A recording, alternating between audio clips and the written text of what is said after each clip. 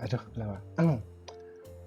Om Swastiastu kepada dosen pembimbing mata kuliah ilmu bedah khusus veteriner serta teman-teman yang menyaksikan. Pada kesempatan kali ini, kami dari kelompok B2 akan menjelaskan mengenai ovariohysterektomi pada kucing.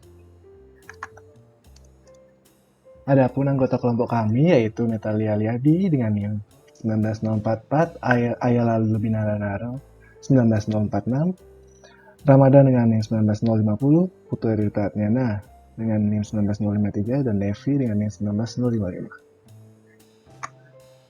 Baik, kepada presenter dipersilahkan. Baik, terima kasih. Selanjutnya ada terminologi. Jadi, apa sih itu ovariohysterektomi? Ovariohysterektomi merupakan istilah kedokteran yang terdiri dari ovariektomi dan histerektomi. Ovariektomi adalah tindakan mengamputasi, mengeluarkan, dan menghilangkan ovarium dari rongga abdomen, sedangkan histerektomi adalah tindakan mengamputasi, mengeluarkan, dan menghilangkan uterus dari rongga abdomen. Pengertian ovariohysterektomi merupakan gabungan dari pengertian di atas, yaitu tindakan pengambilan ovarium, corpus uteri, dan cornua uteri. Ovariohysterektomi dilakukan pada kasus-kasus seperti pyometra dan metritis. Next. Selanjutnya, indikasi dilakukannya ovariohysterektomi, yaitu yang pertama untuk tujuan sterilisasi, yaitu agar tidak terjadi estrus atau bunting. Yang kedua, untuk tujuan terapi seperti terapi tumor, sista ovarium, dan tumor uterus, dan juga pyometra. Yang ketiga, modifikasi tingkah laku yang bertujuan agar lebih mudah dikendalikan dan lebih jinak. Dan yang keempat, untuk tujuan pemgemukan.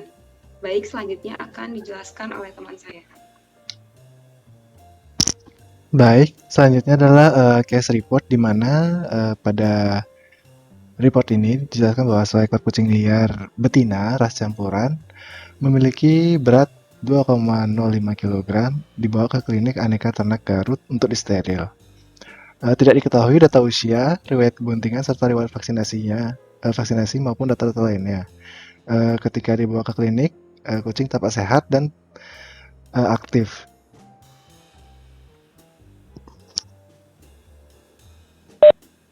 Baik, selanjutnya saya akan menjelaskan tentang preoperasi dan anestesi. Yang pertama adalah persiapan alat dan bahan. Persiapan alat dan bahan bedah adalah persiapan yang diperlukan terhadap peralatan dan bahan yang akan digunakan dalam selama berlangsungnya operasi. Yang kedua adalah persiapan ruang operasi. Jadi persiapan ruang operasi adalah persiapan ruang ketika operator akan melakukan operasi pembedahan. Yang ketiga ada persiapan operator. Persiapan operator ini diharuskan dalam keadaan sehat dan secara rohani dan jasmani. Yang terakhir itu persiapan hewan. Next.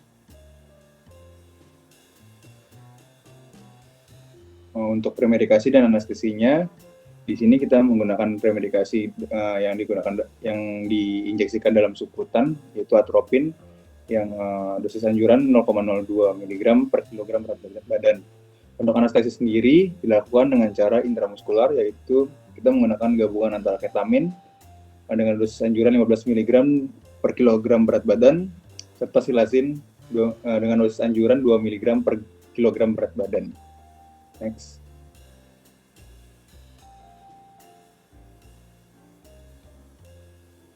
Baik, selanjutnya saya akan menjelaskan mengenai prosedur yang dilakukan. Setelah anestesi diterapkan, kucing biasanya diletakkan dalam posisi dorsal rekumbensi dan semua anggota badannya diikat. Kemudian dilakukan penyayatan 4-8 cm di daerah linea alba. Setelah itu dilakukan insisi otot dengan scalpel yang harus dilakukan dengan hati-hati agar tidak terkena organ-organ internal. Kemudian ovariohysterektomi ini perlu menggunakan hook untuk mengeluarkan uterus yang ada di dalam rongga tubuh sehingga tidak perlu memperpanjang sayatan pada otot. Setelah uterus ditarik keluar secara keseluruhan, harus diidentifikasi pembuluh darah yang ada dan dibuka dengan klem untuk diikat dengan klem untuk menghindari pendarahan.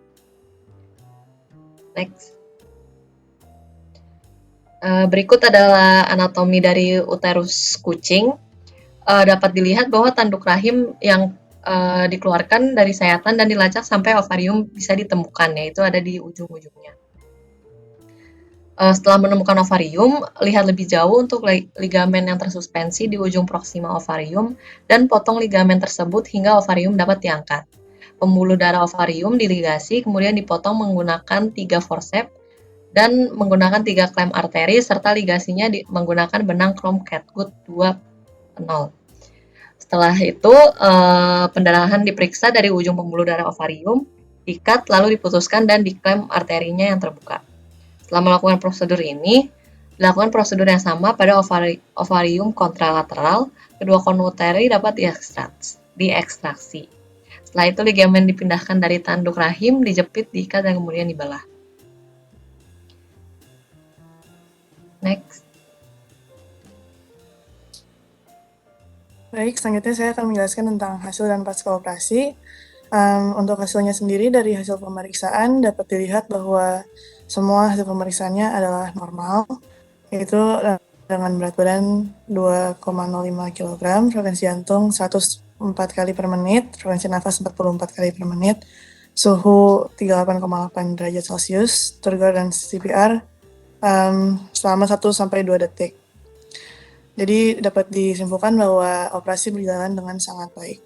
Dan untuk terapi pasca operasi yang diberikan adalah sulfadiazin yang diberikan secara injeksi, trimethoprim yang juga diberikan secara injeksi, dexamethasone yang juga diberikan secara injeksi, lalu ada amoxicillin sirup yang diberikan secara peroral, dan povidone iodine yang diberikan secara topikal. Dan dari foto yang ada di sebelah kanan juga bisa dilihat bahwa penyembuhan berjalan dengan baik, dan pada hari ke-11 dilakukan pembukaan jahitan dengan kondisi luka yang sudah kering. Baik, sekian yang dapat kami sampaikan. Kami mohon maaf apabila terdapat kesalahan atau kekurangan. Kami tutup dengan terima kasih.